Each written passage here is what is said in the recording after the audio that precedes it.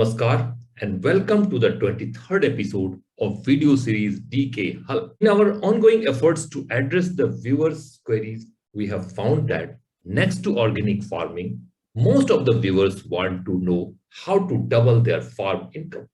In this episode, we are presenting the existing status of farm sector, compelling reasons and practical tips for doubling the farm income, and opportunities to increase it even beyond 4 times. Since long, we feel proud in describing India as an agrarian economy, where more than 70% of the population depend upon the farm sector for their livelihood. Now it is time to have a glimpse of certain harsh realities. In India, in the year 2017 and 2018, nearly 15 farmers committed suicides daily. There might be some immediate reasons to commit suicides, but it is the outcome of poor economic conditions and helplessness only. Being an agri practitioner, is it not a shame to all of us if we fail to realize the pain? Let us try to understand why such things happen. Even being an agrarian economy and employing around 44% of the workforce in agriculture, do you know that the gross value added is hardly 16%? As against 54% in service sector and 30% in industry. As regards per capita income in terms of net value added in the rural areas, it is even less than 50% from urban areas.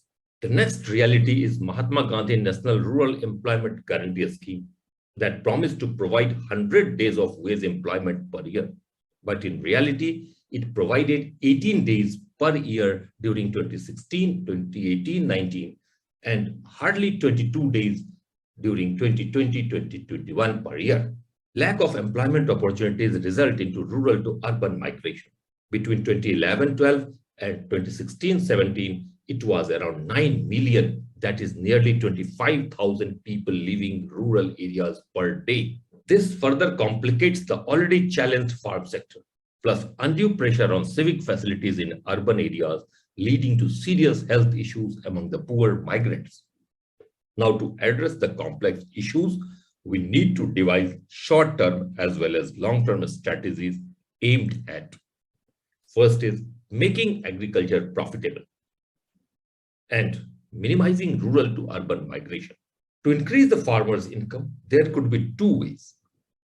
The first is farmers selling their produce at a very high price. Selling the produce at a very high price is not practical as our farmers are unorganized and prices are decided by market conditions.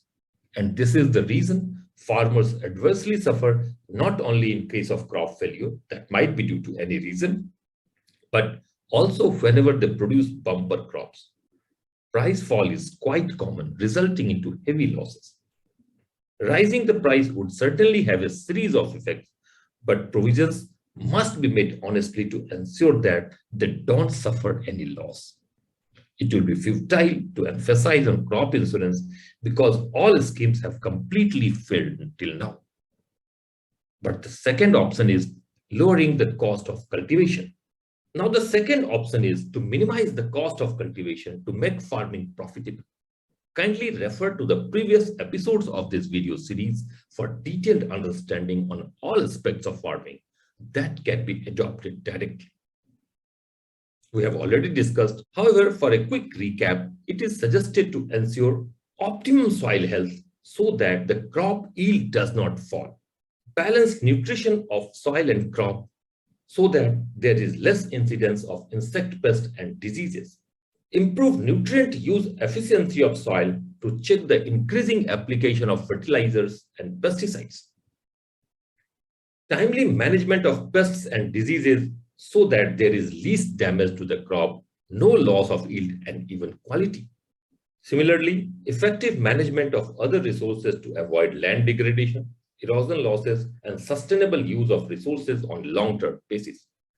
Making all possible efforts to ensure that above practices are adopted in reality will drastically bring down the cost of cultivation of every crop.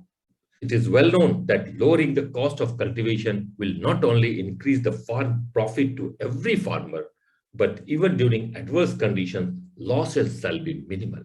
With increase in mechanization, only primary production like field crops, horticulture, milk, fish, and poultry to some extent are confined to rural areas. Currently, those in the rural areas have restricted themselves till production only.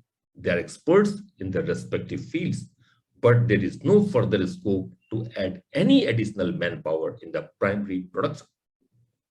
There could be numerous opportunities, but to begin with, we will take some examples with regard to value addition to simple food items.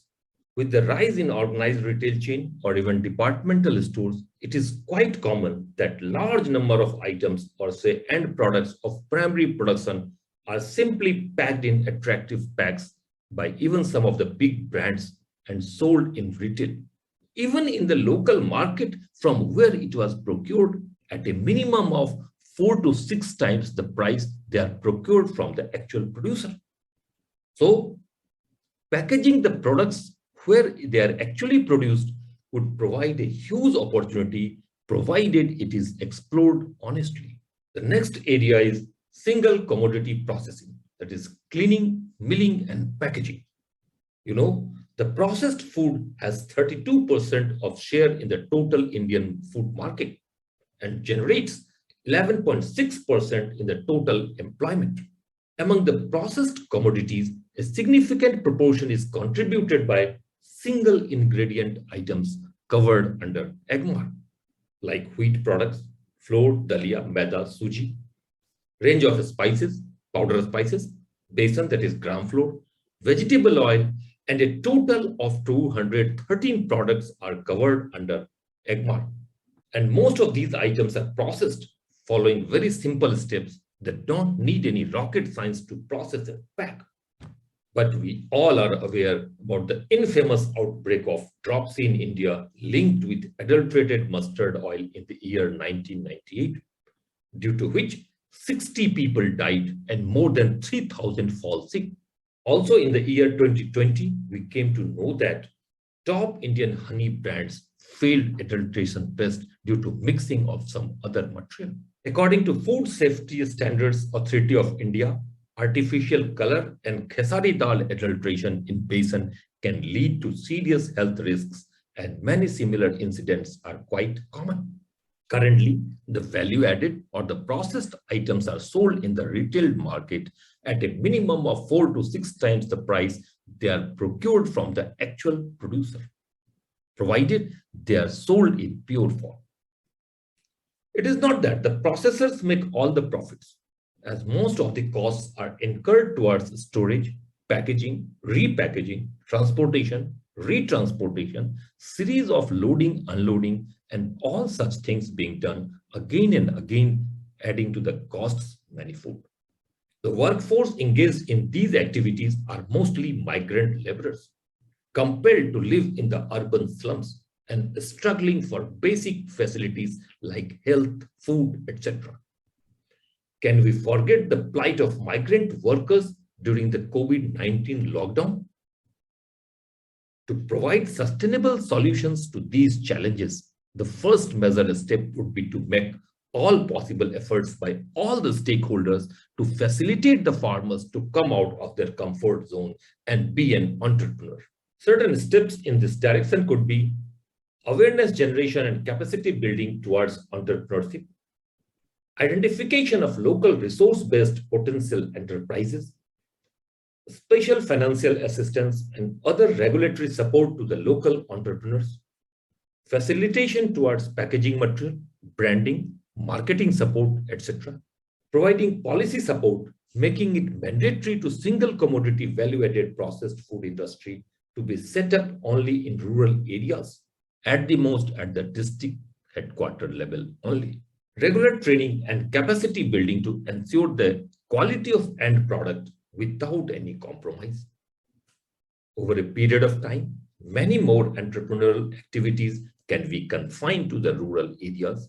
This could be a game changer to strengthen rural India and contribute manifold towards nation building. To be self-reliant, farmers themselves need to come forward and be an entrepreneur. Thanks. Like the video and subscribe channel. Share with friends and give feedback so that we can include new topics for further discussions.